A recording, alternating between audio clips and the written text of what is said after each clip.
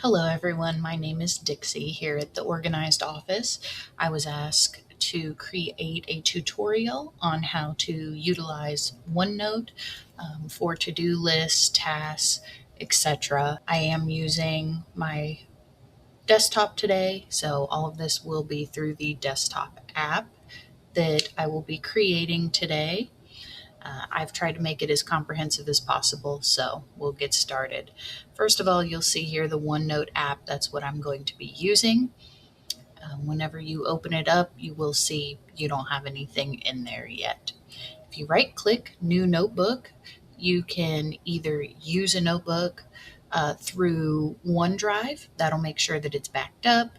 You'll have to create the linkage to that and everything. What I'm going to actually do is this is linked to my work, my daily work log. So I have that open. You'll hit new section. We're going to go from the beginning. New section, and you can name it anything that you want to. And this one, I'll name it tasks. That way we can have a blank slate. You'll see here that you already have a page open. These pages are what I use every day for my daily tasks. You can, again, name it whatever you want to name it. I use a page per day. That way I can search the way that I want to. In order to create these little tasks, little check mark boxes, you can click Control and 1 on your keyboard at the same time, and it will make the little check mark boxes for you. From there, you can put in whatever you want to put in there. I'll show you several of them. I enter each time to create a new check mark box. If you enter more than once, it will get rid of your little check mark. You have to have some kind of information in there in order for the check mark box to populate.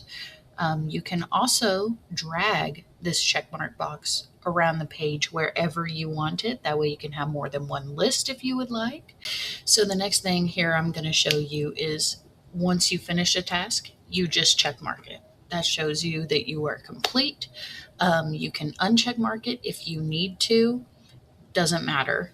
You'll see me going up and hitting the search bar periodically. I'm pausing the video and doing things off screen. This is how I make my lists. I usually date it like this. That way I can reference it if I need to in the future. And I know what date it was on and what all I did that day. The search function on this is incredible. I love it. That way I know what has happened within that day. As you can see here, I'm showing you my daily task log and what it looks like. So I'm gonna show you kind of how to replicate that over here. So if you don't get a task done in a day, this is the only way that I have found to be able to transfer that over to the next day is to take that and you'll copy it and paste it into the next day. I think I've shown that earlier, but I just wanted to kind of show you. Now, this is the search function. You have several ways that you can do it. You can search by sticky notes, which is another feature on Windows. And you can use the sticky notes through this program as well if you want to. It will bring them up and it'll show you what sticky notes that you have. Now you can see that I searched Simba. It'll tell me exactly where it is at and it will highlight it. That way it's super easy to find. If you said, oh, I know I emailed that person, you can just search it and it'll come right up and highlight. Now, through the View tab, some people like rule lines. This will make it look like a notebook if you would prefer. You just move that little text box around wherever you want it, and it'll look more like a notepad than just a floating list.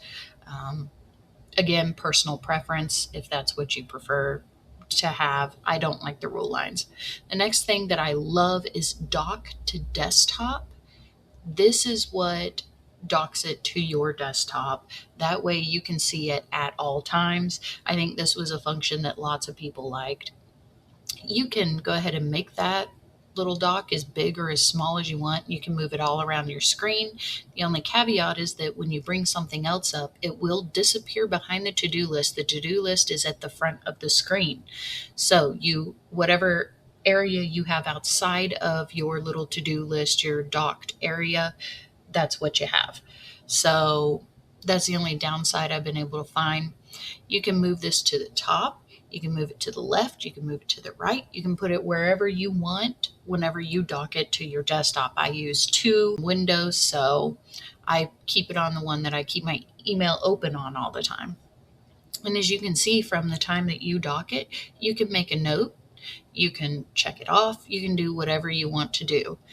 Now, you can make notes while you're on the phone if you need to make a note. That way you have it for future reference. However you want to utilize that space is up to you.